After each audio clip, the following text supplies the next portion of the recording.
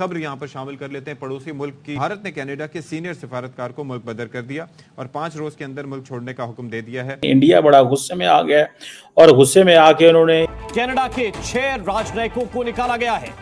Canada के उच्चायुक्त, उपायुक्त निष्कासित किए गए हैं। आया ना मजा, सुभान अल्लाह। आज इंडिया ने फिर एक सख्त एक्शन लिया है। जो कनेडियन डिप्लोमेट को बुलाया गया, समन किया गया इंडियन एमईए के अंदर, 20 मिनट तक मीटिंग जारी रही और उसके बाद उनको कहा कि आप चले जाएं। ऐसा गुस्से में किया गया है। कनाडा को एक तरह का रिस्पांस जो है वो भारत ने दिया है, जो कि बहुत सख्त किस्म का रिस्पांस है और मेरा ख्याल है ऐसा ही होना भी चाहिए था। एक और बड़ी खबर आपको बताई देते हैं, और खबर यह है कि अफगानिस्तान ने एससीओ में शिरकत नहीं करनी। अफगानिस्तान ने कहा है नो, अफगानिस्तान एससीओ में नहीं जा रहा।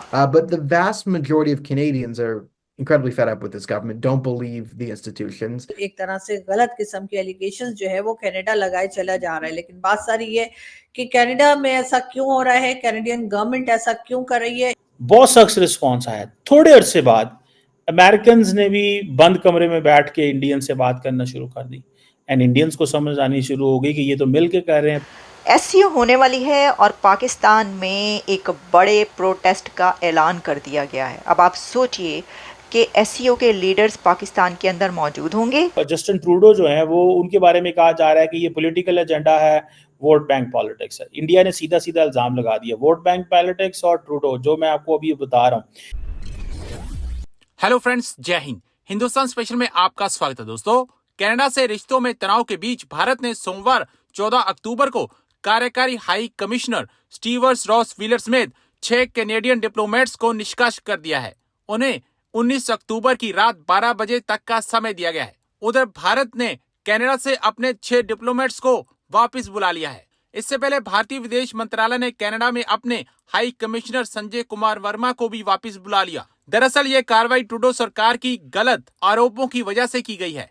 इससे एक दिन बाद भारत ने शाम 6 बजे सख्त रुख अपनाया और कनाडा के राजदूत को तलब कर कहा कनाडा ने जो आरोप लगाए हैं वह आधारहीन है। इसके बाद भारत ने कनाडा में अपने हाई कमिश्नर, अन्य डिप्लोमेट्स को वापस बुलाने का फैसला लिया।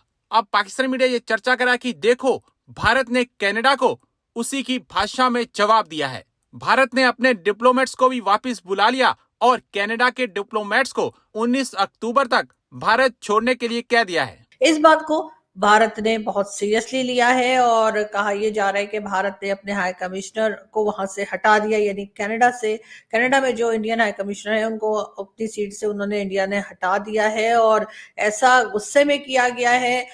कनाडा को एक तरह का रिस्पांस जो है वो भारत ने दिया है, जो कि बहुत सख्त किस्म का रिस्पांस है और मेरा ख्याल है ऐसा ही होना भी चाहिए था। अगर भारत ये समझता है कि बिल्कुल एक तरह से गलत किस्म के एलिगेशंस जो है वो कनाडा लगाए चला जा रहा है, लेकिन बात सारी ये कि कनाडा में ऐसा क्यों हो रहा है, कैनेडियन गवर्नमेंट ऐसा क्यों कर रही है, इस तरफ भी यकीनन लोगों को सोचना चाहिए और समझना चाहिए। अगर हम बात करें खालिस्तान की, तो खालिस्तान की मूवमेंट कोई नई नहीं है। बहुत सालों से हम ये सुनते चले आ रहे हैं। खालिस्तान के लोग जो हैं वो कनाडा में और यूरोप में और कई दूसरे कंट्रीज में हमें प्रोटेस्ट करते हुए या इस किस्म की बात करते हुए दिखाई देते हैं, जिससे वो ये कह रहे हो कि खालिस्तान बनाना है और भारत से उन्हें अलग होना है। लेकिन बात सारी ये है कि अगर हम बात करें पाकिस्तान की, तो न जाने क्यों पाकिस्तान में इस तरह के लोगों को सपोर्ट किया जाता है और बार बार यही कहा जाता है, ना सिर्फ इस वक्त बल्कि इससे पहले जब बेनजीर भुट्टो की गवर्नमेंट थी उस टाइम पर भी इसी किस्म की बातें की गई थी और खालिस्तान के लोगों के साथ पाकिस्तान आज भी जो है वो अपने आप को दिखा रहा होता है कि जी हम उनके साथ हैं और हम उन्हें सपोर्ट करते हैं या हम उनकी जो भी डिमांड्स हैं उसके साथ खड़े हैं, जो कि ऐसा नहीं होना चाहिए। क्योंकि यही चीज अगर पलट के केपीके या बलूचिस्तान या सिंध या किसी भी पाकिस्तान के हिस्से के लिए बात की जाए तो उस पर पाकिस्तान को बहुत बुरा लगता है या पाकिस्तान के अथॉरिटीज को बहुत बुरा लगता है। तो इसी तरीके से मेरा ख्याल है कि खालिस्तान के मामले पर भी पाकिस्तान को थोड़ी सी खामोशी इख्तियार करनी चाहिए और ये बेहतर होगा कि भारत और भारत के लोग इस इशू को खुद ही सॉल्व करें। जो कनेडियन डिप्लोमेट को बुलाया गया, समन किया गया इंडियन एमईए के अंदर, 20 मिनट तक मीटिंग जारी रही और उसके बाद उनको कहा कि आप चले जाएं। और इसके बाद इंडिया ने अपना हाई कमिश्नर विदड्रॉ कर लिया। ये एक बड़ी देखें एक बड़ी इंपॉर्टेंट डेवलपमेंट है। Do not take this an easy thing.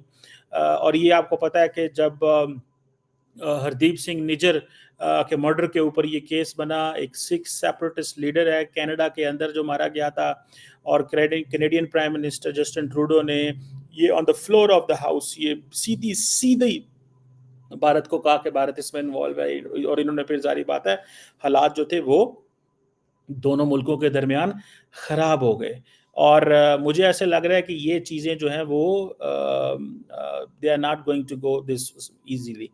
अपने हाई कमिश्नर को तो विड्रॉ कर लिया है, लेकिन इट्स नॉट समथिंग, चीज़ें ख़त्म तो नहीं हुई। और मैंने आपको जो माजी में मैंने एनालिसिस किए थे इस हवाले से, मैंने आपको क्लियरली बताई थी एक चीज़। मैंने आपको जो चीज़ बताई थी कि कैनेडियंस ये काम अकेले नहीं करते। Canadians do this with the support of the United States of America. वो ऐसे नहीं करते, ठीक है जी। और if this is an extraordinary movement, this is an extraordinary statement. So ये आप समझ लें।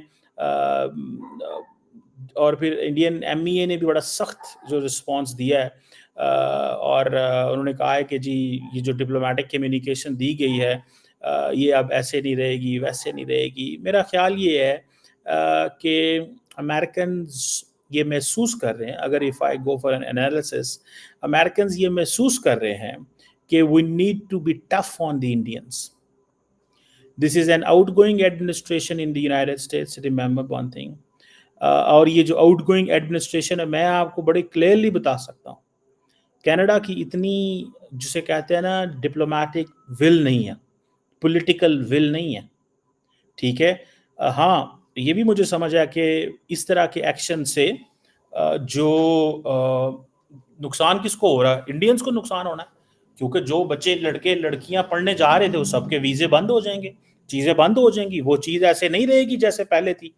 वो जो एक सिलसिला चल रहा था अब वो नहीं रहेगा। मैं तो इसको बड़ा खुला खुला देख रहा हूँ कि ये एक नुकसान जो हुआ है वो जो हैं क्या नाम है इंडियन स्टूडेंट्स का हुआ है। इंडियन स्टूडेंट्स आपको पता है बड़ी तादाद में जा रहे थे, बड़ी तादाद में कनाडा जा रहे थे। अब वो सारा कुछ हुआ है। अच्छा, मजे की बात देखें, लेकिन जस्टिन ट्रूडो बिल्कुल इलेक्शन करवा रहे हैं, और इलेक्शंस में उनको चाहिए वोट। मेरा ख्याल है, if I am not wrong, last time जब मैंने पढ़ा था तो तकरीबन 1 मिलियन के करीब इंडियंस मौजूद हैं। 1 मिलियन से ज़्यादा ही होंगे, 1.4 मिलियन इंडियंस हैं, जिसमें कोई 8 लाख के करीब सिख हैं जो कनाडा के अंदर है। तो वो बेसिकली अब ये जो 3 लोग हैं जिनके दरमियान एक तो वो जगमीत सिंह है, जस्टिन ट्रूडो है, पियर पोलिवियर है, जो तीसरा मेरा आई थिंक उनका नाम यही है, पियर पोलिवियर, जो अपोजिशन लीडर है। इन तीनों के दरमियान सिख वोटों ने तकसीम होना, ये कैसे तकसीम होते हैं हमें नहीं पता।